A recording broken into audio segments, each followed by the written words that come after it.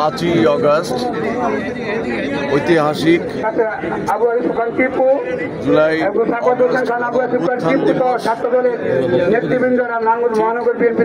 গত বছর এই দিনেই দীর্ঘ আন্দোলন সংগ্রামের ফ্যাসিবাদী সরকার জনগণ ছাত্র জনতার প্রতিরোধের মুখে দেশ ছেড়ে পালিয়ে যেতে বাধ্য হয়েছিল এবং আমাদের জাতির সামনে একটি সুযোগ সৃষ্টি হয়েছিল। এই 5ই অগস্টকে কেন্দ্র করে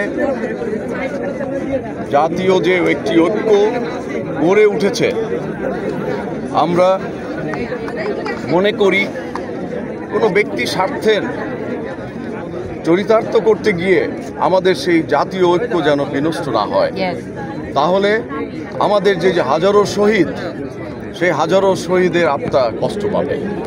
তারা শুধু প্রাণ দিয়েছিল দেশ গঠনের জন্য, একটি দুর্নীতিমুক্ত, একটি ন্যায়ভিত্তিক রাষ্ট্র প্রতিষ্ঠার জন্য আমাদের সেই শহীদরা রক্ত দিয়েছিলেন। আমরা সকল প্রকার রাজনৈতিক স্বার্থ, ব্যক্তি স্বার্থ, দলীয় স্বার্থের ঊর্ধ্বে উঠে আমরা জুলাইকে অগস্টকে ধারণ করে আমরা সেই শহীদের যে চিন্তা ছিল, যে চেষ্টা ছিল, যে ইচ্ছা ছিল, সেই ইচ্ছা পূরণে আমরা সকলে ঐক্যবদ্ধ হয়ে কাজ করব। আপনারা জানেন, আমরা জানতাম না 5ই অগস্ট শেখ হাসিনা পালিয়ে যাবে, কিন্তু আমাদের নেতা জনাব তারেক রহমান 2 বছর আগেই একটি সংস্কারের প্রস্তাব দিয়েছিলেন। কাজেই সংস্কারের প্রস্তাব তো বিএনপির পক্ষ থেকেই আগে এসেছিল এবং সেই সংস্কার এখন চলছে।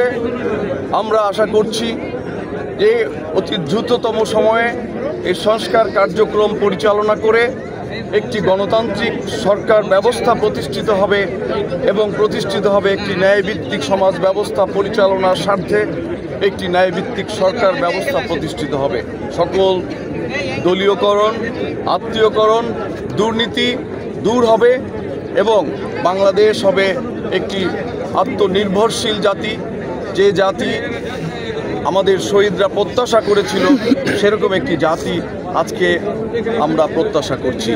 ধন্যবাদ সবাইকে। আসসালামু আলাইকুম।